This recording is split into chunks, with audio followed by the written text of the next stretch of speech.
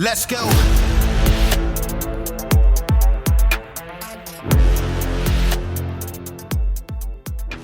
Welcome to Citizen. We have a special guest today from Spartan Forge, Bill Thompson. How you doing? Tell me about, well, I don't know how much you want to talk about your past life, because loose lips and all, but I'm curious, as somebody who's been a collector, how you feel about the way that we've used that against our own citizenry and what the implications of that are. Yeah, so, I mean, obviously in the past, like everything that led up to things like the Church and Pike Committee hearings and that type of thing, obviously there's a documented, released, declassified corpus of information that definitely looks like we were using shit against American citizens. The amount of stuff that I saw while I was still serving, at least to the degree that I can talk about it, and I'm not trying to sound like a douchebag, it's just I don't want some federal agents knocking on my door saying I talked about something on a podcast I shouldn't have. It seemed to me, and again, I've changed a lot since then, so whereas while I was in the government, while I was in the military, I wasn't as mature, I didn't have an understanding. I was just following orders, and that's not an excuse, by the way. Following orders is not an excuse. But what I am saying is, I think the U.S. government, in particular, there are things that they did that I have moral opposition to. One of them being like the Patriot Act, and then secondly, I think that there's a lot of advantage taken when it comes to things like inadvertent collection and the storage of inadvertent collection. Yeah, I mean, a lot of it's going on. I mean, that Snowden popped the lid on a bunch of this stuff. Yeah. But as far as inadvertent collection goes, I mean, technically speaking, if I'm using some device or another to talk to you and it's the signal travels overseas, well, now technically that falls within the purview of one of the intelligence agencies, right? Yeah. Even if one or both of us are Americans. Yep. That's fucked. Yeah. But then, I mean, I don't want to be obtuse about it either, because from the collection standpoint, how do you verify what that is exactly, right? I mean, how do you know it's two American people talking and not somebody and somebody else? Because our enemy is pretty clever. They seem to flex in the opposite direction that we do. If we go high tech, they go low tech. If we go low tech, they go back to high tech, right? This war hasn't been going on for, let's see, what year is this? Let's say coming up on 60 years, right? People think of the GWAT, but the GWAT is just the kinetic part. This shit's been going on for a long time. I think of this as the post-World War II era. I kind of feel like, when I read history, and I read a lot of it, when I look at this era, I still feel like we're in the post-World War II era. Or at least I think that in a history book in 100 years, that's kind of how this will be defined, is everything that happened post-World War II. For a multitude of reasons. The culture, the shift in culture, the loss of the greatest generation, technology, developments of things like the integrated circuit, transistors, the flattening of communications, technology, society, our ability to, something happens in Utah yesterday, and within 10 minutes we know about it over here, and we're getting reporting from the area. So I think technology, culture, class, and all of these things. Well, I think I'm very confident that this will be looked at as the post-World War II era, and I do feel like there's a shift now. And I don't know what this new era is going to be called. Like, I feel like we're in the middle of a transition where we're turning into something different. Yeah. And I'm not quite sure how history will look at it. But certainly in the government and the military, we had things, to kind of put a bow on your question before, there was training on, like, minimization procedures. Like, if you feel like you've inadvertently collected an American citizen, here's the process that you go through. But that stuff still gets filed. It still gets stored. The FISA court, I think, should be ripped down and replaced with something else, maybe the open judicial system, because you have a system in the FISA court, for people that aren't aware of it. The Foreign Intelligence Surveillance Act, I think I could be wrong, But essentially, you have a collector, you have an organization like the NSA or someone else who says, look, we think there's a CT nexus or a foreign adversarial nexus to this intelligence that we collected, but there happens to be an American on the other end of this call or on the other end of this thing or whatever it is. And then there's a process that you go through. But that stuff still gets filed. It's still stored. And my personal thought about it now is under no circumstances, if an American, I don't care what it is, unless they are, the question has to be first is, can it even be collected in the first place without a warrant? Yeah. And then if it now was inadvertently collected, it's kind of like pleading the fifth or something like that. Like, it just needs to be scrubbed and gone and can't ever be searched again until we go through a proper court. And my reason to bring up the FISA court is I don't think it's a proper court. It's a kangaroo court, really, is what it is. I mean, there's no redress. Right. And there's this judge with a clearance who sits in some area and he's looking at stuff and signing it. Like, there's no lawyer. They can say that there's a lawyer who's saying, hey, these are the things you need to do to protect this citizen. But that citizen doesn't have contact with that lawyer. They're not being represented. I think all of that stuff needs to fall. And it speaks to a broader picture because the inevitable question is going to be, well, if we know this American's doing X, Y, or Z because we inadvertently collected this and we think there's a foreign CT nexus, lives are on the line. And I default to, and even in light of things that's happened recently, that's the cost of liberty. That's the cost. We have to wrap our heads around it. I can use a simple analogy. Yes, with everyone owning firearms, there will inevitably be school shootings, but there'll never be a gulag. Right. And if I have to choose between a gulag and a school shooting, it's not that I choose the school shooting or that I want that. It's that it's the inevitable outgrowth of freedom. Yeah, I mean, it would be, I mean, I don't know if this is like Pollyanna nonsense, but the idea that a collector would be able to exercise judgment in an exigent circumstance and then hit delete afterwards seems like the best possible option in that scenario, right? Yeah. Which is what the minimization training should be, right? And to some degree, it is, right? It's sometimes, it's just not the delete afterwards, and that's the problem because CIA, DIA, NSA, etc., all the fun little things. They're gonna run name traces at some point, right? State or whomever it is. It's like, oh, this popped up, and you've got a similar name to somebody, and all of a sudden now you're getting looked into for no reason. Yeah. That's just not, and that's giving everybody credit for being above board. Yeah. Now you've that is to say that's the best possible scenario. Yeah. The worst scenario, which we saw over the last couple of years, the last administration especially, was that these types of databases get put into action by bad actors inside the government, which is why we have, for example, we have a law that the government cannot collect information on gun owners. The gun registry is federally illegal, but they've created a de facto gun registry by creating not a law, but a regulation that says when a gun store shuts down, the federal government consumes its records. Right, and can hold on to them forever. There's over 2 billion records that they've consumed over the last 20 years or something like that from gun stores. I'm sure people that listen to this podcast understand, but that's 180 degrees out of phase with the intent of the Second Amendment. And I'll quickly say this: the intent is an opposition, a check to tyrannical government. There is no other reason. Personal protection is, I guess, another reason that's valid. But really, this was about making sure the citizenry were armed because, again, when you're looking at your highest ideals, liberty being one of them, it prevents the gulag. It prevents, all of the government overreaches that the founders were well aware of and what they were trying to set a check against and pushing responsibility, pushing values, pushing individual autonomy to the lowest levels is a check to government. We talked about this yesterday, but it worries me that the federal government continues to grow. Its tentacles continue to grow.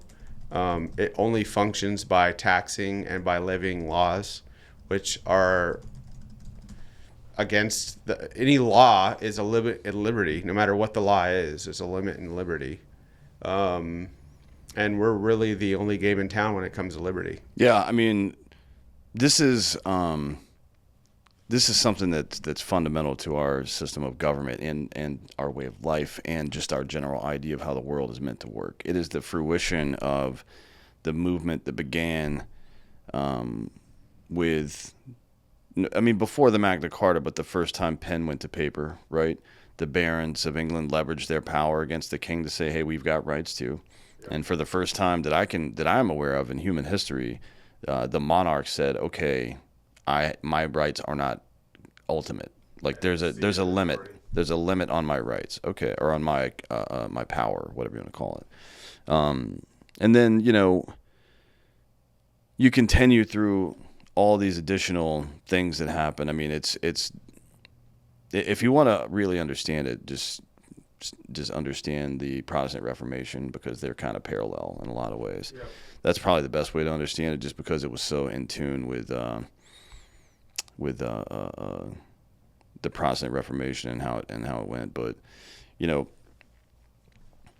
this is core to our idea that, and we in the very first body we enumerated, if something's not specifically mentioned in this document, it goes back to the state, and then from the state back to the individual.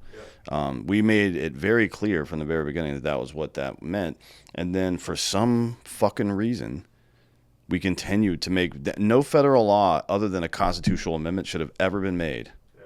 After that, ever. That's not how the federal government was designed to operate. But yeah.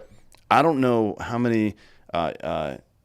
How many codes? 821 fucking hut sounds like a fucking quarterback calling out plays, man. Yeah. There's thousands, tens of thousands of federal laws that do not have any real relevance to our system of government. It is just control, and that's any law that's made at the federal level that's not a constitutional amendment is an affront, in my opinion. And I agree 100%. I think they're all unconstitutional. I don't understand how people just don't get it, man. Yeah, I mean, I think there's a couple of things on the reason why people don't get it. I think at the bedrock of it is, if the federal government comes up with a law and I agree they're not constitutional, but if it exceeds authority or responsibility or decision making, or people are lazy, they don't want to do their research. So if they feel like the federal government's taking care of something that they generally agree with, then they're fine with an affront to the Constitution. But it's not how the system works. And I think on a larger level, the other thing that people don't do, we don't have a firm understanding of the civics or the reasons why these things, why the Bill of Rights was written, why they were even afraid of writing it in the first place, which was they didn't want to enumerate rights. They just wanted to say, look, the Constitution outlines what we can do, and that's it. That is our Constitution. If we enumerate a Bill of Rights, then it makes it feel like it flows from the government, which is why they said these are natural rights. These are rights that pre-exist government. And people are lazy. I'm lazy. I try to do as much research or understand these things as much as possible, but then I'll run into somebody else who's got a far better understanding of it than I do. So I understand that, ceding authority to the government because you've got shit going on or you're busy or whatever. But then, there are other affronts, I think, to the Constitution and to the framework that the founders set up. One of them being the Supreme Court. Like when you actually read Article 3 and you go through what the Supreme Court's function was, they left it intentionally vague because I'm not even sure. You can make the argument that they didn't even mean it to be a co-equal branch of government. But, and not to go super deep into this, but I'll just talk about it very much. I encourage people to do their own research on this. But I think it was Adams was leaving government, John Adams, and appointed a bunch of what he was, I think they called them the midnight judges. And this goes back a long ways, right? He appointed a bunch of judges overnight. And there was essentially, they were trying to get out these writs of mandamus. And what John Adams was trying to do is he's trying to as he knew he had lost the election, he was trying to get as many judges that looked at the world the way that he did into office before he left. Yeah. They issued these writs of mandamus. It ended up culminating in a court case called Marbury Madison versus Madison. Yeah, in 1803. Three, I believe. Yeah. But what that did, and with the sleight of hand, and I'll give the devil his due, it was very well. It was, when you read it, it's very well put together. But essentially, what the court did was that it awarded themselves judicial review. It allowed them to take a look at laws that were being issued from Congress and from signed by the president, and say, we have the ability to declare whether or not something is unconstitutional. And when you award, a group of judges, I think it was only 7 at that time, or it was, or maybe even less. I don't remember the exact number. When you award them the ability, something comes from the House, it goes to the Senate, and it gets signed by the president. That is how the laws were supposed to work. And not through an EPA, not through executive overreach, not through executive orders. It was laws. And what the Supreme Court did was it asserted a position that said, we get to say whether or not it was constitutional. And we took that and ran with it. So what that very early shift really was the first step in taking us from a constitutional republic to something like an oligarchy or a group of people that had the ability to exercise rights. Yeah. And it has run roughshod over our system ever since then. Their functions were very limited. Senators, it was for looking into ambassadors and that type of thing, providing advice and counsel. It was never meant to be the judicial review function that it now serves in, or that we look to them to perform day in and day out. These are unelected officials that are appointed. And even though we wanted in the beginning to be a non-political appointment, they became political appointments, and they've got lifetime tenure. And you can, there's nothing but an incentive structure to get in there, and really, the president and the body politic has to appeal to their nuances. Yeah. In order to exercise authority, and that's kind of where it all fell apart for me.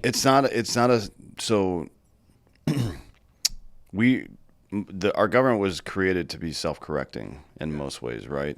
But the problem with the judiciary, especially with ones that are lifetime appointments, is that the more radical the political environment gets, the more radical the judge has to be to become appointed in the first place. Yeah. That is not self-correcting. That's a self-licking ice cream cone. Yeah. It only gets worse, right? It's like gas on the fire. That is obviously that wouldn't work, right? Yeah. But you also can't have 8 people ruling for 300 million people on whether or not something is a law or not. Yeah. And it's one of the ways that you could off-put this is, I don't think we should be doing lifetime appointments in the Supreme Court anymore. I understand the reason of why we did it back in the day when we were much smaller, but these guys, I think, could serve 8 years, 10 years, 12 years even, and then guys or girls, and come out. And I think that would fix some of this.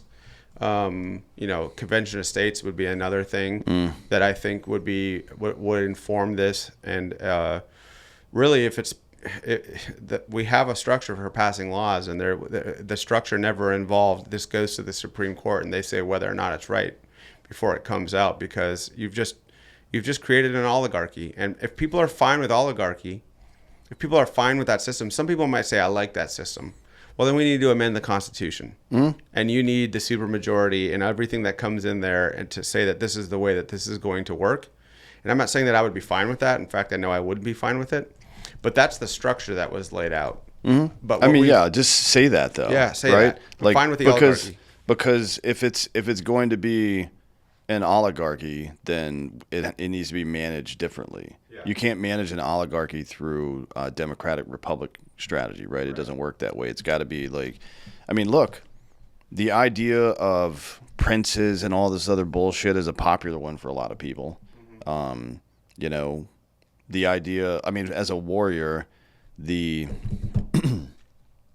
idea of, you remember from Gladiator, when Spartacus is talking to the senators, he goes, well, a soldier has the good fortune to just take orders from one man. Yeah, and look his enemy in the eye. Yeah, and look his enemy in the eye. It's talking about Marcus Aurelius, obviously, at the time, who, I mean, that's all fictional, but Marcus Aurelius was, by all accounts, a good man and a pretty good land claimer. One of the Rome last as great well. Caesars. Yeah. Obviously, yes, he was doing the war and the campaign and the Germanic tribes and everything that he went through.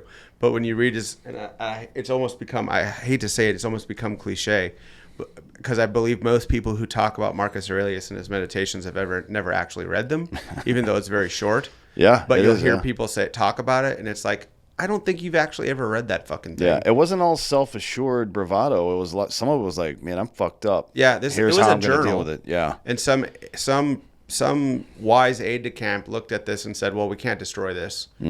He was writing these things to himself because he had no equal. And what I mean by no equal is this is literally a man who could stay drunk 24 hours a day, 7 days a week. He could grab all of the money from all of the people. His word was law, at any whim. And with all of those temptations, he maintained virtue, and he maintained a moral code in a time where almost no one could do that. I'm not sure that if I were appointed Caesar at that time, actually I know I couldn't. If for me to maintain what that man maintained and the moral compass that he maintained and the way that he talked to himself and said, like, Socrates was a good man, look at what they did to him. Yeah. And it's the same thing for him. Like, he truly was a great man. And those were reflections for him and meditations for him that he never meant to publish. In fact, I think that if Marcus Aurelius knew that those things were published, he wouldn't like it. He wouldn't like knowing that was out there. He may have been less honest. What's that? He may have been less honest had he known it was going to be published. He would have been less honest too, but I think if you understand Stoic virtue, he would say, well, there are men who acted just like me and they never had to write it down and proclaim it to the world. Because it's almost like now you're acting for progeny or for profundity, and you're trying to let people know what a great man you were, which is not a Stoic ideal. No, it's not, and it captures all of us at some point or another. There's a famous, there's a Abigail Adams used to remind John that you don't have to quote great men to be one, right? Because if you've ever read anything John Adams wrote, it's like, here's 17 different quotes. Actually, I had a professor in college one time sarcastically refer to me as a Federalist because I was writing so much. I was just adding so much. I'm like, yeah, but I want fucking people to know what the fuck, that I'm not just making this. I don't want to take credit. I don't want to paraphrase an idea and take credit for it. That feels gross to me, but I did overdo it a little bit. It's like when Elaine Bennis put too many exclamations in the copy, yeah, you said Marcus looking back on what to him would not have been ancient history. Obviously, look what Socrates was a good man, and look at what they did to him. Yeah. And then he may have also said, I don't actually know how he would have felt about this, but Jesus was a good man, and look what they did to him, or this guy or that guy, right? Yeah, I mean, we've got this problem in society where, and it speaks to recent events as well, when someone acts, and no matter what the domain capacity is, but when someone acts as an ideal or embodies an ideal, and I'm not saying anyone's an ideal, right? As a Christian, I believe there's only one person who actually brought the law and was an ideal. That's a separate discussion. But anytime anyone acts as an ideal, the body politic, the regular person, plebes as we are known, right? You can do two things when you see those people. You can either look at how they're putting their life together and the heuristics that they're using to comport themselves daily and say, I choose to emulate that. And we talked about this at dinner last night. I try to surround myself with guys who I think are doing better than I am in any capacity, and emulate and learn from them, because that pattern analysis and looking at people and how they act pragmatically in the world and seeing what the outputs of their belief systems are is really it's like using a scientific framework to look at how you comport yourself in the world. Yeah. That's the first thing you can do. Yeah. The second thing you can do, which is far easier, is you can cut that person down, or you can crucify them, kill them, you can shoot them in the face, because it's much easier to deride an ideal or an idyllic person, because it allows you to sleep at night, because now you don't have to metabolize all of the ways that you're falling short as a person. You can just say this person is X, Y, or Z. You can describe all of these horrible descriptions of the person and say, well, actually, this is how that person is. And that is the route that most people, I feel, these days choose, because it's much easier than telling the truth whenever you can, being a good man, being a good father, being a good friend, and trying to live in a life that does encapsulate that Stoic ideal, or does is self-sacrificial. And I think that speaks to a very low, very base level of the human experience, is that we understand in the final analysis, if you try to become the best version of yourselves, people will kill you for it. And I think, I'm obviously, we're talking about this the day after someone like Charlie Kirk was killed. Yeah. Well, I mean, even especially if you have the temerity to demand others be their best selves as well. Yes. Right. That's dangerous. I mean, very dangerous. The Gen, whatever the fuck they are, the young crowd that's reaching age 18 now, have swung plus 44 to the right over the past 5 years. Yeah. And I don't think there's anybody more responsible for that than Charlie Kirk. Yes, and men like him who, I've seen the meme going around, like, this is what they hate, and it's like a picture of him with his wife and his 2 kids. It's not only that, it's that he was willing to have a discourse in an open forum, unscripted, where he's allowing you to engage in something that's very meaningful to me, or something. We brought it up last night, and I've heard you talk about sophistry and other things, but that the dialogos, the dialogue between 2 people, when you're telling the truth, like when you and I talk offline, or whenever we're having a phone call or messaging back and forth, I'm bouncing my ideas off of you and you off of me, and we're not doing it because we want to be right. We're doing it because we want to learn. And when you look at, I'll only quickly touch on this, and I think people should read about it on their own. But there's the dialogos, which is where we get the word dialogue, and it's the logos, which is the truth made flesh. And the truth made flesh it just really means the truth. So when you have the dialogos, in other words, 2 people who are using the truth, and God said, Christ, what I believe is, anywhere 2 people are doing that, there I'll be. And you can strip away the metaphysical concepts of that, and what you can say is, anytime 2 people are trying to have a genuine conversation where they're trying to be better, they're engaged in dialogos. But it takes on 2 flavors. There's the flavor of philosophia, which is, I'm here with you trying to learn and make the world and ourselves better men, and there's a better place. That's philosophia, and that's where we get the word philosophy. Yeah. But then there's the philonikeia, and that's where the word Nike means victory. So if I'm engaging in philonikeia, I'm having a conversation with you, but I'm not trying to better ourselves. I'm trying to win. It's the philonikeia. The Nikeia is the victory of it. I like, you watch Fox News where 2 people are on for a 3-minute segment and they're pounding each other. That's philonikeia. When you're doing a long form conversation like this, and we're trying to understand the origin of humanity and explore how our very old tendencies as the human species seem to be static across time, and now how do we examine that and become better men as a result of it? That's philosophia. That's the love. That's the love aspect of it.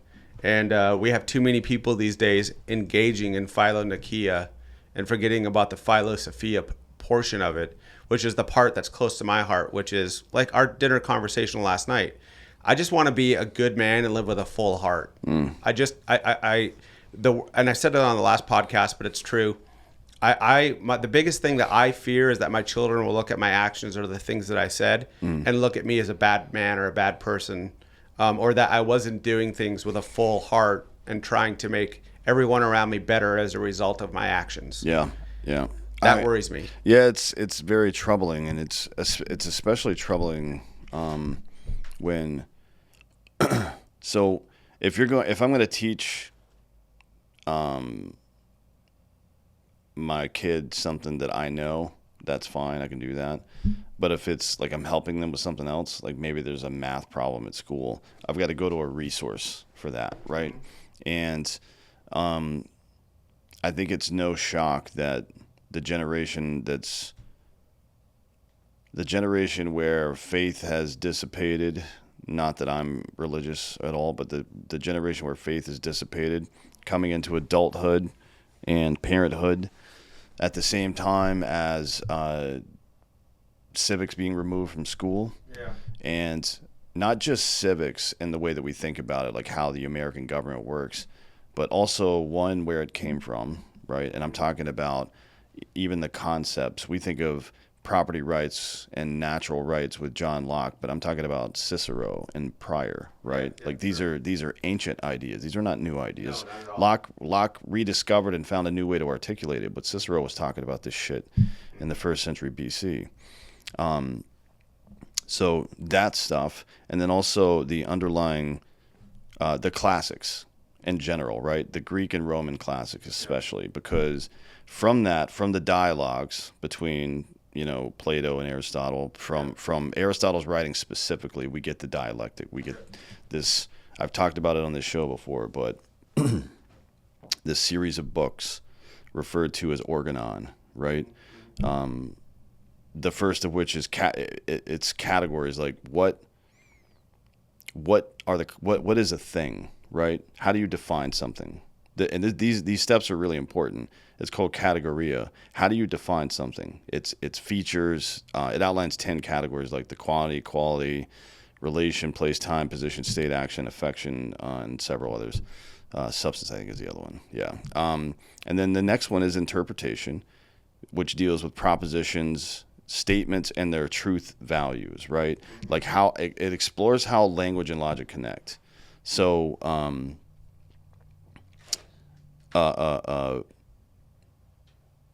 it introduced this idea called future contingents, like will there be a military battle tomorrow or something like that, right? Like a posited question to understand the difference between affirmation and negation. So Aristotle has this quadrant, where on one side you have universal affirmatives and universal negatives, things that are always true and always false, and then particular affirmatives and negatives, things that are a particular affirmative would be something that's true for you, or true right now, or true for this group, or whatever, right? Yeah. Or under these circumstances, or any of these other things. And then a particular negative would be something that might be true for somebody else, but it's not for me, or here, or now, whatever. And then you go to prior analytics. This is syllogism. This is how you construct an argument, right? Yeah. The logic of an argument, which is the most classic example is all men are mortal, Bill's a man, therefore Bill is mortal, right? So you take two universal affirmatives and you can deduct, it's deductive reasoning, right? You can deduct a third fact out of two additional facts. And he says pretty clearly that, Aristotle says pretty clearly, if you don't have those three elements, you don't have an argument. Right. So these people that have this like myriad of facts rattled off one after another and then a conclusion at the end, that's not an argument. Yeah. That's not the dialectic. So the next one is posterior analytics, which is like the epistemology. Yeah. We're going to the bank now. These are the things that we've agreed are true. Here's how we prove them, and everybody can use those. This is Scrabble, and these are all the letters, right? Scientific knowledge and the ability to actually demonstrate something's true.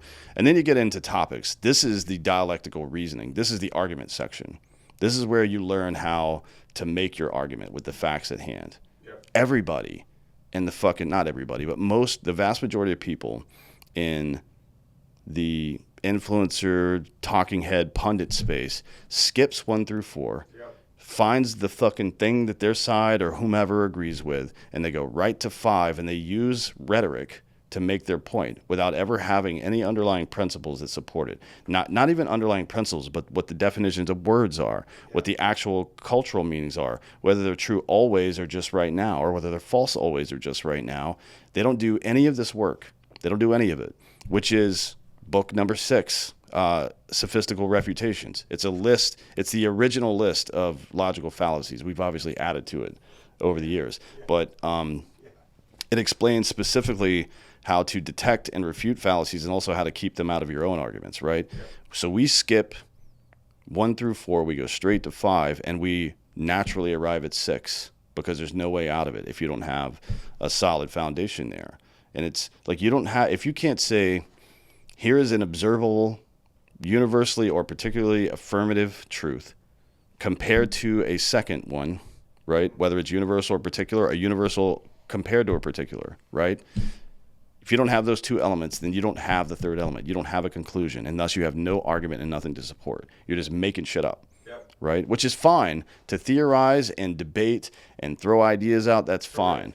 Yes, but it is not okay to, 1, make that your worldview. That's ignorant as fuck. And 2, to like poison the dialogue by not just convincing everyone that you're sure of this, convincing yourself also, and then convincing other people that you're sure of it, but convincing them they're wrong or bad if they don't agree. Yeah.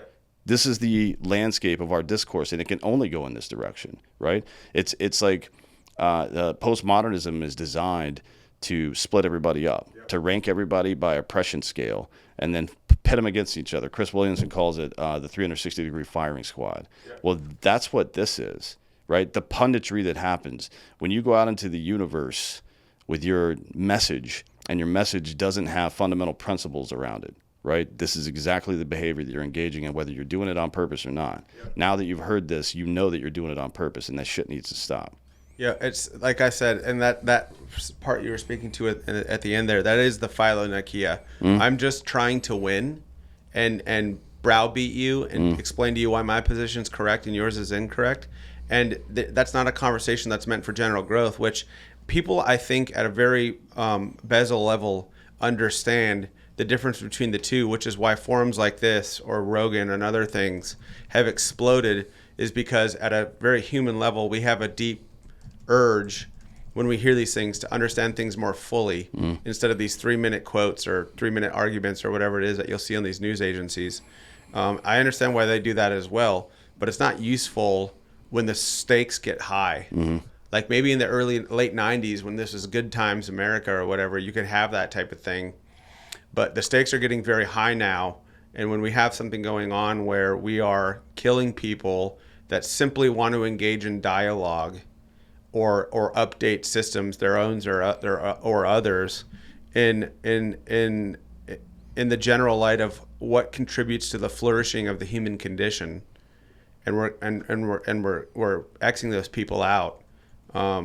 It's very dangerous. It's a very dangerous time. Yeah, it is. You mentioned before a shift in culture, and you know, we're a big society, so things happen slow sometimes.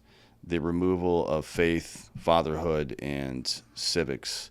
And in civics, when I say the word civics, I don't mean the way I hate to have to explain this again. I just want to make sure. I don't mean just the system of government we're in right now. I mean the philosophy and history that led to it as well, right? Yes. So civics and faith and fatherhood have been under constant attack. It is like if somebody is outside throwing matches at a fucking gas can, you know exactly what they're trying to do. Right? Yep. 1 element or 2 even might possibly be a coincidence, but 3's not. It's never. Yeah. So this is intentional. If you could, for me, describe the culture as you see it before and then the culture as you see it now. Like because you say it's shifted. What do you mean exactly by that? Yeah, I've been thinking about this a lot lately, so forgive me because I'm in a transition period where I'm trying to pull the string on many things to try to figure it out. One of my theories is that this started somewhere around 2008 or 2009 with Obama. And I'm not saying he's the culprit in all of this, but I'm saying it reflected a turning point where race relations and culture generally in the U.S. was a more positive experience. In the 90s, dude, I never thought about race. It was just what didn't occur to me. Even when I, dealt with people, I really tried to just evaluate the person, the individual, and what their positions were and what they were trying to do. And skin color is not a useful diagnostic criteria to evaluate a person. Culture is. Yeah. Skin color is not. Because Yeah, I mean, if you so like just for example, I'll get a little rowdy with it right now. You see a black dude, that's not that's not a data point for me. No. I see a black guy. It's not a useful data point. No, I see a black dude that's sagging his pants and looking like a jackass. Yeah. That's a data point for sure. Shit. Yeah, and talking shit. That's a data point. I see white dude, not a data point. I see a white dude in a wife beater with his pants sagging as well. And a big chain. And a big chain, data point. You know what I mean? Yeah. These are cultural data points. And look, people co-opt different cultures' appearance and stuff like that because it's stylish sometimes. Yeah, And that is what it is. And context is needed, but the thing that I saw with Obama was he started to engage in this postmodern lexicon and started using the ramblings of people like Saul Alinsky, Foucault, and these, the best I can understand them, are only means as a way of elevating your position by pitting two people against each other and using a very simplified heuristic in order to do that. In other words, black guy, white guy, these two must hate each other because of systematic oppression or whatever it is. Yeah. But then the second thing was he engaged in this radical language because he is a great orator. For anything that you can say about Obama, when he was speaking, you kind of felt that Martin Luther King-esque, inspirational, whatever it is. And we could debate the usefulness of that. But what I'm saying is people who, again, didn't want to think a lot, just saw the man and saw that he was a result of this great American experiment. But you can't say that you love the American experiment or you love the government and say at the same time, I'm going to fundamentally transform it. It's like saying I'm going to marry a woman, but 80% of what constitutes herself and her character needs to be changed before I'll put a ring on her. Yeah, I mean, you don't love that woman. No, Obama was. I like to think of him as a political fuckboy. You know what I mean? Like, there's no substance there. He can talk you into bed, but he won't be there in the morning, and you're probably going to get AIDS. Yeah, you know what I mean? I mean, that's what those people are like, and this is why, you know, The Master Switch by Tim was a good book that kind of alludes to a lot of the stuff, the way the governments, I guess, take technology and whatever it happens to be, especially modalities of communication, and use them against the population.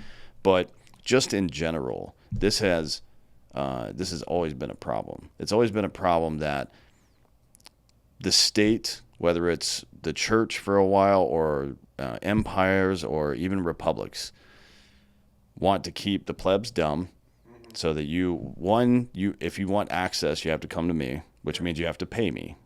Plenary indulgence is a really good example of that, right?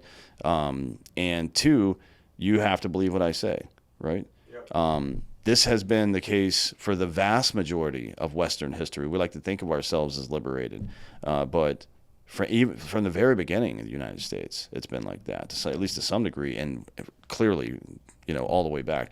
I mean, I don't even bother citing the older ones because everybody knows that, but even here, it's always to some degree been like that. But that shift with Obama became pitting people who don't know anything about each other against each other, and saying that your problems are not due to your own faults or your own mismanagement of your own character or your word or what you're trying to do in the world. It's all because of structural racism that was around 200 years ago, and then he started to use hot topic items. Look at what he did with the beer summit. Look what he did with Fast and Furious. Look what he did with, if we're going to have I'm going to bring a gun to a knife fight from now on, those types of things. It kind of went over people's heads at the time, but it was a very different way for a president to speak that we had never really seen in the past, where it was this like kind of radical Marxist. If you have to examine people's actions, you can't listen to what they say. You have to actually look at what they're doing. And the structural divide in the U.S. was exacerbated during that period, and we've not really, the top was hit as it was spinning, and it really hasn't stabilized, and it's still spinning, and we're seeing the second and third order effects of it. Well, what do you do though when you're spinning like that? You fucking ground. Right. That this is the problem. The mechanism by which to do that has been intentionally removed from our society. Yes. You know what I mean? Yeah, and you said it before, like, and you feel free to rip me apart on this, but it's what's going through my head. And again, I'm trying to update my system here. even though you say you're not a Christian, and let's strip away the metaphysics. I'm a non-metaphysical Christian because I think Jesus is the best account of a human being that's ever been put to paper. Yeah, and so in that, I would say when I evaluate you or I deal with you or when we have discussions, you're interested in the truth no matter what, self-accountability, accountability of culture, accountability of people, and you are trying to improve the world. So I would say in one aspect, you're pragmatically Christian, or at least there are elements of the Christian dogma or experience that you pragmatically put into the world.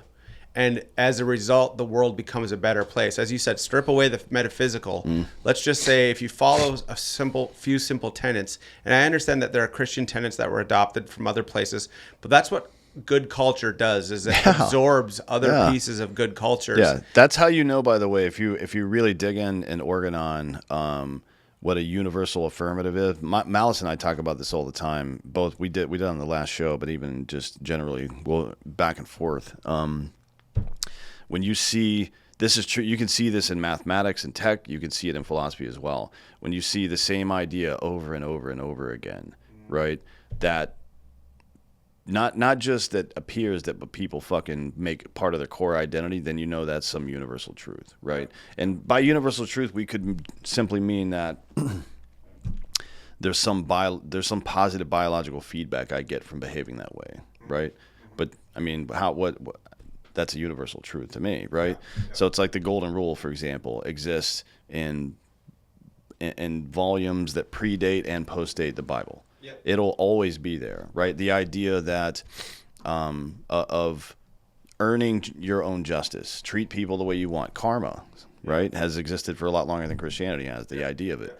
But it's the same idea. And when you see these ideas constantly pop up, if somebody started a new religion today, that would be in it. 100%. Yeah. You could start a new religion could start in an uncontacted tribe somewhere, and likely, unless they were just complete, and if they had an organized civilization, that idea would appear in it at some point. You know what I mean? Yeah, and we talked about this last night, but I think it's worth, like, I'm not even sure, I can get technical about this if we want to, like where the physical and the metaphysical, where those two things differ, and what is reality and what's not reality. But it seems to me, and again, I use the word heuristic a lot, and because I don't know everything. And a heuristic simply means I have found out a good enough way to operate in the world that seems to get me what I want. And every human knows what these things are, and then they get lined out in the writings that we've talked about, the corpus that we've talked about. And like one of them is like self-sacrifice, or sacrificing, putting off the things that you want today for a better tomorrow or a better 2 years from now or whatever. And everyone, when they hear that, they know that that's true. And so in one way, you could say that's the collective subconscious, because subconsciously we kind of enter the world understanding that postulate, that axiom, that axiomatic truth has gravity and weight. And if you adopt that rubric, the world will unfold itself to you in a better way, in a more predictable way. It might not be what you want, but ultimately the net of it is positive. And that, to me, that collective unconscious, that collective subconscious, is to me where God lays. Yeah. And that he says it outright, where two or more are gathered by name, there I am, right? There I am. And so you can, that to me isn't a metaphysical precept, because like mathematics, like Euclidean geometry, I can use these tenets that are based on axioms that I can't prove one way or the other. Like postulate 5 of Euclidean geometry, right? 2 lines off into eternity. I can use that to build a bridge. I can use that to build a computer subsystem. I can use that in all kinds of ways. So it's one of these fundamental bedrock truths that we can't prove.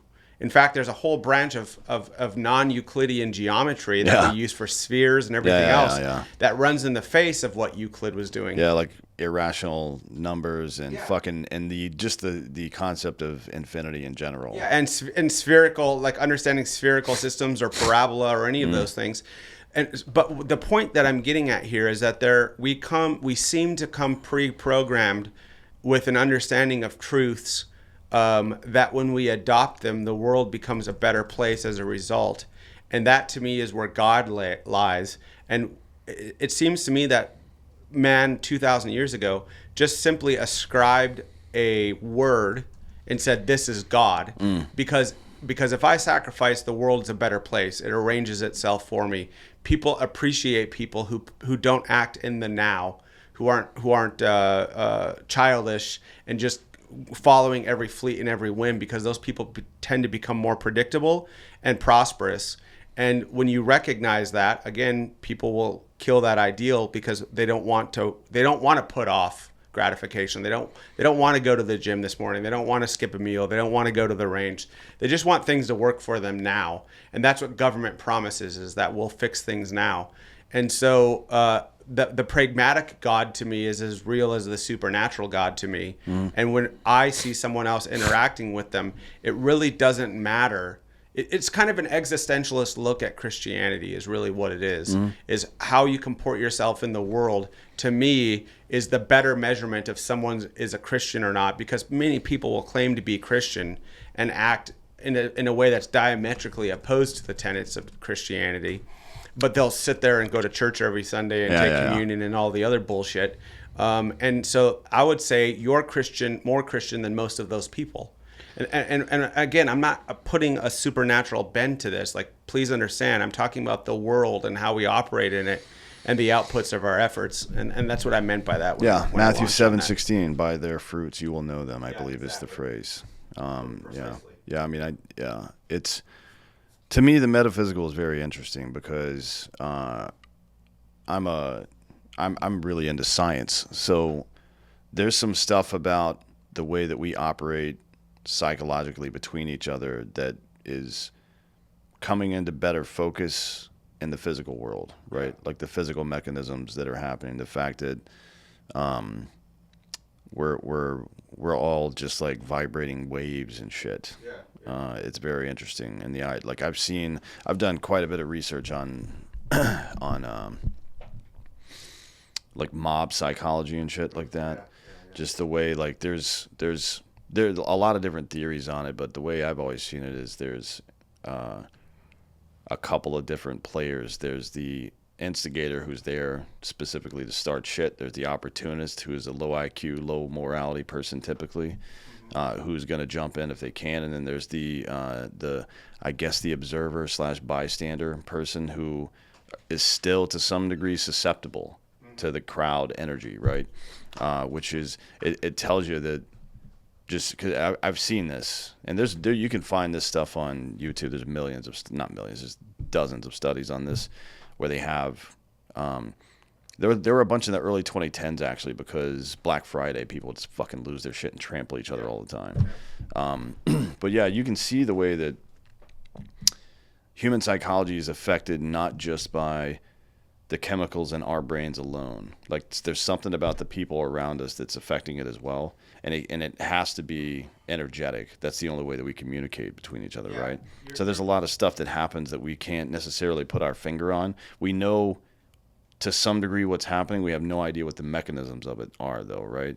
So I think, to me, that is extremely interesting, and it underpins what almost every philosophy and religion have ever said, right? Which is that there is a natural world and that we are in it, but not of it.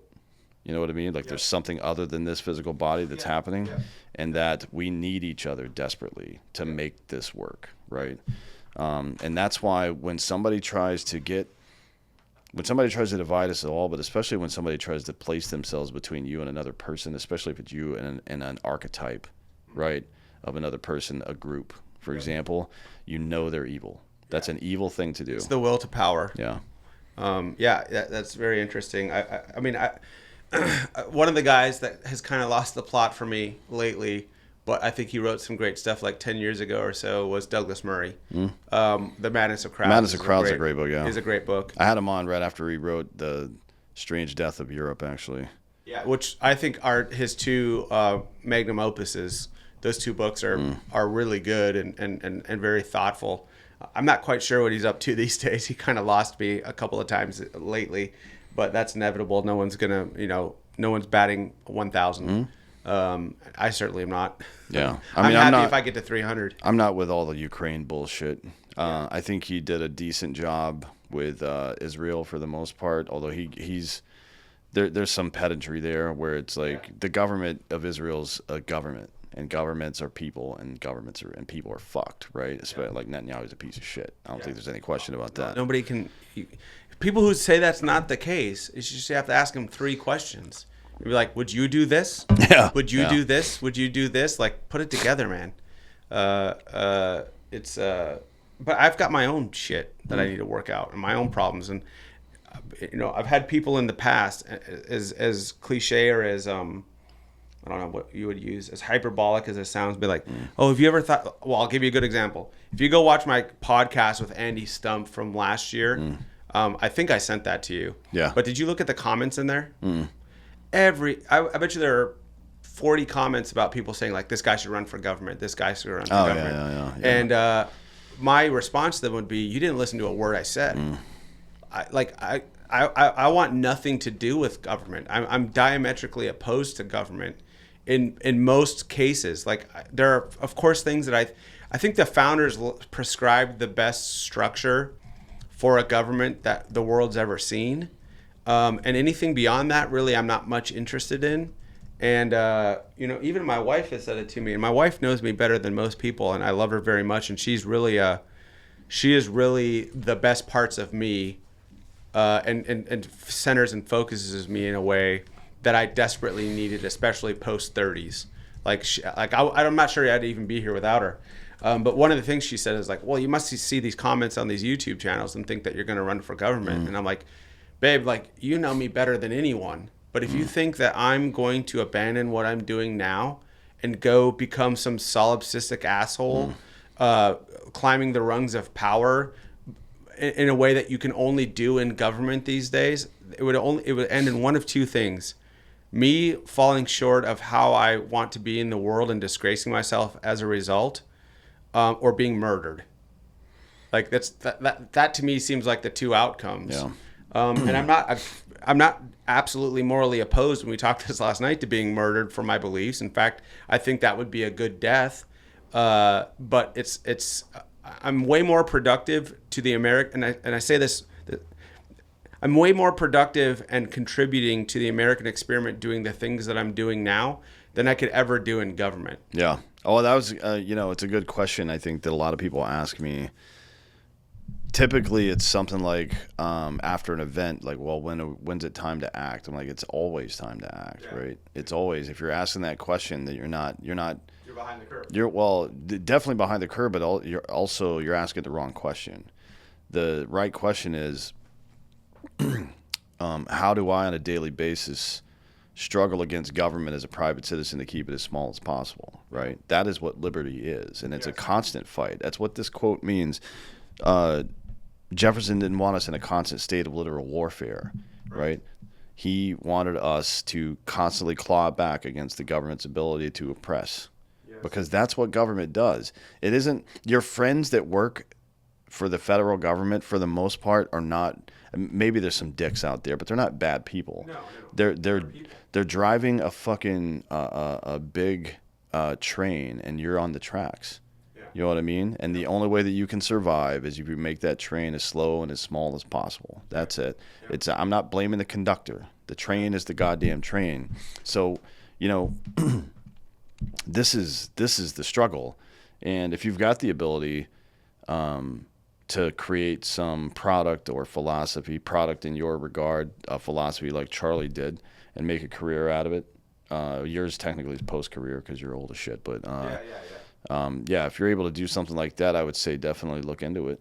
I mean, like, if you're never going to feel better in your life than the way you feel when you liberate somebody.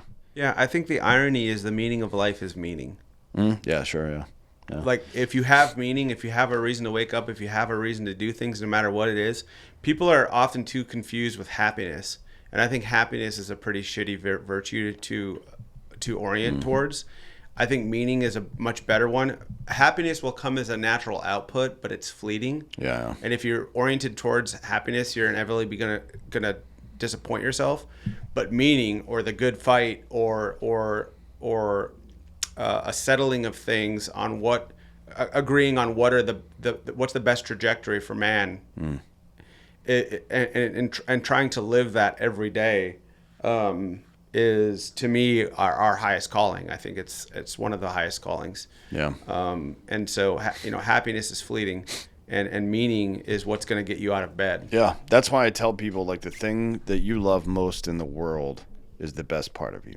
Yeah, and that's why the free market system is so great, because it allows people to migrate to the things that they naturally want to do. You can take someone like China with a population far larger than us. Then you look at us in the Olympics. Well, Xi here was bred to be a 100-meter sprinter from the time he was born, and had all of the great everything, but actually this guy wants to play violin. Meanwhile, in the U.S. system, you've got people who voluntarily, because it beckoned to them, it called them to do this, they naturally have that meaning, and that is what's going to push you over the edge when it comes to becoming great in any domain capacity. Yeah, you can't fake it. No. This is why anything that it's the main reason that you should constantly pursue liberty at all costs, regardless of what the costs are. Yes. Like, literally regardless of what the costs are. Yeah. Because nothing else, by definition, nothing else can possibly work. Nothing else has worked. Yeah, it's like you can't. The state of man must be organic, and if it's not, then it just doesn't work. Any authoritarian system requires 100% participation for it to work. And, or I'm sorry, any what do you call it? Any perfect, what the fuck's the word I'm looking for? Why can't I think of the word? Yeah, whatever. Any of these, like, perfect, like socialism, these perfect societies that people think can exist, or a completely libertarian society. Yeah. Just like, that's a fantasy world. Yeah. That doesn't exist, man. Yeah. They can be ideals. Yeah, in the era of something like a libertarian society. Yeah. They can be ideals that we strive for. They can be guiding or functioning mechanisms as we consider things. But that's, again, like the ideal of something like Christ or the Buddha or whomever. It's like, we'll never achieve that, but as long as we're oriented towards it, it's better. Utopia, is that the word you're looking for? Utopia, yeah. Yeah. Any of these utopian ideas have to be enforced by force. Yes. Because they require 100% compliance, which creates a ruling class, and the ruling class just vacuums the resources up as a result, because people can't be fucking trusted. Even if you had an oligarchy of people, let's say we just pick the best among us today to create an oligarchy. Tomorrow's oligarchy will be fucked. Yeah, exactly. Like, at no point, I don't remember the last time that a monarchy went from a great ruler to another great ruler immediately afterwards. Almost never. Yeah, it's like very rare. Even like in the early Republic, when Octavian had complete control of everything, right? And maybe the most brilliant political mind of all time, the way that he did things that we still do now that nobody had ever thought of doing before. Yeah. Like the women's temperance movement. That's the mob used that to get prohibition installed in the United States so that they could then sell their booze, right? Yeah. Like, these political strategies that not just politicians use now, but people use in everyday life, used back then. Still, he produced Tiberius, who was a fucking pederast. Yep. Like, literally, it's like babies, actual baby, infants, not like children, infants, right? So it's like, the system. You got Nero Caligula, like, within 3 generations. Sleeping with his generals' wives on their wedding day. Yeah, well, I mean, David did that too, technically. Not on the wedding day. Yeah. Bathsheba was a whole other situation. But yeah, it's like, that's why it's so important to have this system that is, that puts the individual before the state. Yeah. And then again, back to the point, the only thing, or not the only thing, but the thing that you must do is make it a part of your core identity to struggle against the state. Yep. Right? Because the state is the engine. We're not talking about the members of government specifically. I'm talking about the state itself is the engine by which bad things happen. Yep. It is the only threat that you and I talk about this a lot. It's the only threat to liberty that exists. Yep, Hurricanes and famines and fucking floods are not threats to liberty. That's weather. Yep. You know what I mean? Only the state can be a threat to liberty. So it's like, that's got to be a part of your core identity. I think there's a couple of ways that you can exercise that on literally a daily basis. One is learn to say no. Refuse to participate in stupid bullshit. That would have come in handy a couple years ago. And then 2, solve problems in your community before the government shows up. If the government shows up and your neighbors all have their hands out, well, guess what, buddy?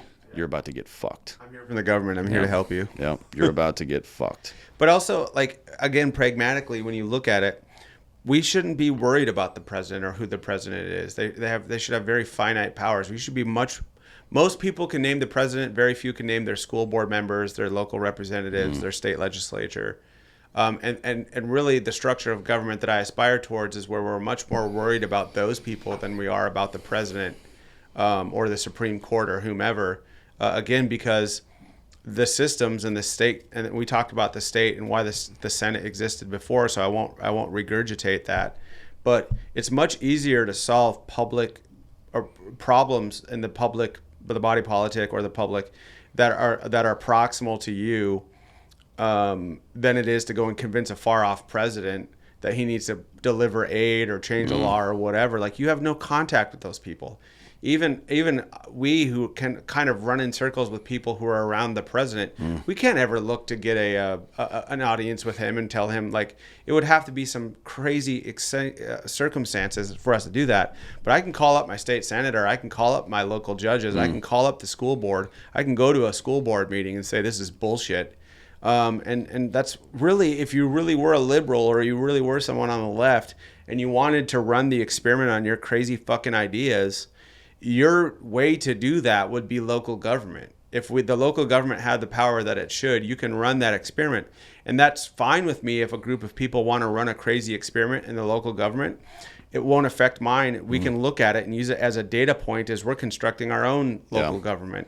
And that's the way that the system, like the free market, functions the best, when there's free and open dialogue and people get to do their own thing and we get to witness the experiment, especially with how flat technology is. If somebody in Oregon does some crazy shit or does something insane, we get to use that as a data point when we're constructing our own local governments. And I think that's the best way that it can be done. Yeah. It's the only way. Yeah. I mean, it's the only way because that's the way we set it up. Like, we specifically did this. Our founders were very brilliant people. Yes. To take the last 500 years of Western civilization, compare it to the political and legal philosophies of Greece and Rome, and say, you know what, this is probably the hardest one to fuck up. Yeah. Now, we did a pretty good job fucking it up, and it didn't take us very long. Yeah. But, we founded this system of government with a narrow body and a bunch of plebs who didn't know what the fuck, right? They had no idea. They didn't fucking know Cicero, for Christ's sake. Right. Farmers in goddamn Georgia didn't know who Cicero was. They had no idea. But, now we can know, right? So it's like, this is the American Reformation to me, is understanding enough about where we are and where we came from, so that when somebody tries to give you bad directions, you can tell them to get fucked. Yep, and stay fucked. Yeah. Now, you do some stuff to help liberate the mind to some degree. Spartan Forge is one of them. Yep. Help people hunt better. Yeah. But it's not just about that. It's not about that. Tell me about it. So, I mean, my overall goal, I've got a few companies, and you know about the other ones that we're setting up, and we've got some great progress on these other ones that I'm trying to do. All of them I examine under the rubric of, am I pushing the needle towards individualism or statism when I construct something? Am I centralizing or decentralizing power and thought? And if I'm not serving as a buttress to the individual to conduct their own affairs in a way and manner that they see fit, then I ought not engage in the pursuit, because it's antithetical to the American experiment, at least that I believe in. And so Spartan Forge, was kind of like a perfect storm of, I love hunting, I love the outdoors, I love the feeling of putting food on the table, meat that I've taken myself, and my family enjoying it, getting together with friends and hunt camp, all of those things. And the world, unfortunately, has become a place where we don't have the time for those leisure pursuits like we did in the past. You know, we could talk at that ad nauseum, but through inflation, through the Fed, through interest rates, and all of these things, it's getting much more difficult to engage in these kind of leisurely pursuits. But really, they shouldn't even be leisurely pursuits at the end of the day. Like hunting local game and putting that meat in your freezer and having to rely on no one in order to do it, I think should be a high calling for any male. Yeah. If the government has to come to you for permission, right, instead of you coming to them for resources, then you fucking win, dude. Yes, exactly. That's the whole point of all of this. In any way that I can help that, I'm in for it. It just so happens that I love hunting. I love technology. It's funny because I was with my uncle who's in his 80s. My father died when I was 5. I really didn't know my father. And, you know, we were talking about epistemology. We were talking about ontology. We were talking about the past and the collective subconscious and all of those things. And one statement that he made really struck me. We were sitting around the table. I was trying to do a podcast for my own family. We've got some, you know, people in their 70s and 80s in my family who knew my father, who knew my grandfather, knew the reasons that they came over here from Ireland and Canada and Iceland, and trying to kind of learn about them. So, you know, you have no idea in the world where you're going if you don't know where you come from. And so I was trying to do this for my family members. So I was traveling, doing some podcasts, and my uncle said something to me. My great uncle was a great mathematician and engineer. He's got a whole wing of an engineering institute in Western North Dakota named for him. The John Thompson was his name. And he said, with your uncle, with your grandfather, or your dad, if they could be doing something with technology outside, they were all in. And that just kind of like blew my socks off, because that's exactly where I am. Like, if I can have some type of tech, I'm a gear queer. Like a new rifle, new GPS, watch, whatever it is, phone, app that's useful for hunting, whatever it would be. And I can be outside alone and just doing my thing and kind of focusing on one particular pursuit. Like, that's where I decompress. That's where I feel best. And that really struck me. And it's crazy how that stuff gets passed on. Or it could be coincidence that my grandfather, my father, and myself are all in that vein, but I don't think it is. So Spartan Forge was started under that rubric as if we're going to create an app, the people will not be the product will be the product. Lots of apps make the people the product. I wanted the product to be the product, and I wanted it to serve the hunter. And I love getting stories about, I arrowed my first deer, my son and I got our first animal, family Thanksgiving, we had venison this year, we had backstraps and wild turkey. Like, that type of stuff motivates me. So if I can serve to help lower the entropy, right? Everything I do in life really is, how do I decrease entropy? How do I remove chaos and make something easier for people to do that is a meaningful pursuit? That was the rubric Spartan Forge, and everything that I do is started under. And Spartan Forge, you know, is just this, you know, I encourage people, they can go online. We have a free version of the app. There's a paid for version of the app. And I think when they use it, they'll see we're just trying to do the variable analysis to get rid of some entropy, to make the experience of scouting at home when you've got an hour once the baby's asleep, or, you know, you're going out to Montana for an elk hunt. You're not going to step foot in there except for when you're hunting. How do I buy down risk? How do I make the scouting situation easier for them, and increase the flourishing of the individual at the same time? And that's what it's all built under. My hope for this is that it's an exponential decentralization, where the individual and their local group, family, whomever, benefits from the ability to conduct this in a more efficient way. But also that then people who are like us, that are, you know, who enjoy nature and hunting and stuff like that, just being out there and doing this stuff, are able not just to provide for ourselves, but there's all these great programs out there. I mean, honestly, just make a buck.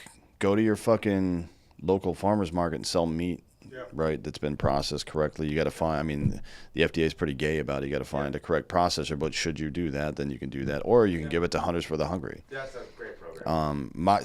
Like in a dream world for me, everybody that listens to this and all of their friends would be using Spartan Forge to efficiently hunt, keep the meat that they need, and give the rest to people that need it. Right. Yeah, I mean, just understand that using my product is, and again, we offer a free app. So you can sit here and say that I'm just trying to get rich. There's a free app, and we've got something like 100,000 users on there, and I pay that bill every month, and I ask nothing of them. I don't sell their emails. I don't do shitty advertisements. I could do a lot with those, with the, we're up near 1 million emails. I could do a lot to mobilize that. And we've made it a choice inside of the company to say we will not sell this data. I can't tell you how many times other hunting companies have reached out to us and offered us tens of thousands of dollars for email access to our list. We won't do it. We don't do that. We offer a free app. There's a paid for app that gets you some more stuff. But understand that using our application, I think it's very good and it will help you, like the high resolution imagery, the LiDAR stuff, Cyber Scout, if you've never shot a rifle, if you've never used a primitive bow and you want to get into that, or paper tuning an arrow, that's all there to help you. But secondly, but I think just as importantly is using our app. And like I said, we don't mobilize data or user data or locational data or buying interests in the way that other people in my market do that. My competitors, you can go buy the email lists. You can find out how many pins of what they're dropping. Like if someone's dropping a lot of duck pins, Meta or someone else can buy that data and say this is a duck hunter, and now he's in the funnel for Meta and Facebook for duck hunting, or a duck hunting company. We don't do any of that bullshit. As long as I'm at the helm, we will not do that. And it's a very usurpacious way of doing marketing when people don't understand the product, or that company's not being transparent with you that you are the product. It's very usurpacious. So understand, secondly, to get to my second point, is using our application is also, in my view, a vote for individualism and a turning your back on a system that is turning you into a performance marketing metric, a way to sell your data to someone else. And if that is made transparent to the user when they download the app, great. But it almost never is. It's an end user licensing agreement where you have to read and be a lawyer to get through the 15,000 words to understand exactly what is being done with your shit in your phone. And most people, unfortunately, just don't do it. Yeah. So, no, they don't. So it's good that it's good that things like this exist to give the people the ability to step outside of that, right? Because you're conscious with your money. Like money is, and the free market system is the best way to vote. Yeah. Like these are the people and the products I'm going to support, and these are the ones I won't support. And if you're going to say that you're against, you're going to say that you're against Mark Zuckerberg on Facebook, delete it. Talk about a conflict in vision, right? Like, I mean, it's easy. Bitching about capitalism from your iPhone. Yeah, delete it. Get rid of your iPhone. Delete it. Yeah, throw it in the ocean. I mean, there's it's really good that we have the ability to do this stuff. There's also a large language model attached that people can use to search stuff that's going to get either dumb information or sensitive information on the other AI platforms. And we won't sell your questions, which the other ones do. Yeah. So go check out Spartan Forge. I don't think we have a link. Give me a link. I'll throw it in the bio or something, or whatever they call it, the notes here, and you guys could go check it out. But good software. I see people in our app that post using it for their hunting already. Yeah. And it's like, it's not even just about hunting. I mean, if you're going out, if you're a hiker, and you're trying to see what the weather patterns are going to look like, if you're going camping and you want to see which side of the ridge the sun's going to be on at the hottest part of the day, so you can go build your tent in the shade. You know what I mean? There's so much data on there that makes everything you do outside easier. Our second largest market, they're always surpassing each other. It's logging operations, and it's police and firefighters. Interesting. Firefighters I can see for sure. Yeah. Police are using it. Firefighters are using it. Police use it just like, there's an event somewhere, they want to drop a pin, they have a Blue Force team, and there's a car accident or something, they'll drop a pin, take a picture of the car accident, and then immediately all the other police in the force see exactly where it is and what's happening. And we do a lot of discounts and deals for loggers, and for realtors use it a lot. And those are other markets that will eventually explore, but for now it's being built under the rubric of hunting and self-learning. Yeah. Well, maybe it'll have the added impact of getting people who aren't hunters into hunting as well. Sure. And maybe some fishing downstream. Get downstream. It? Yeah, nailed it. All right, we got to get out of here. Tell everybody where they can find you. SpartanForge.ai is the website. It's in the Google and Apple Play Store. I do every morning I spend about 2 hours doing customer service personally. I look at every gripe or complaint that people have. Now, if it's something that's technical that needs to be solved by my team, I farm it off. But if it's a question about culture, about the app, what you like, what you don't like, you're dealing with me. That's just, as a CEO, very important to me that I have a finger on the pulse of the people using the application. So they can check us out there. And we're Spartan.Forge on Instagram, Facebook. I think we even have a Twitter. I know we have a Twitter as well. You do, because you tag me and shit over there from time to time. So Twitter as well. So check it out. Let us know what you think, and I'm excited to hear from people. Yeah, cool. Well, thanks for coming. Thanks for having me, Dan. Appreciate it. Yeah, anytime. And thank you all for listening. This has been Citizen.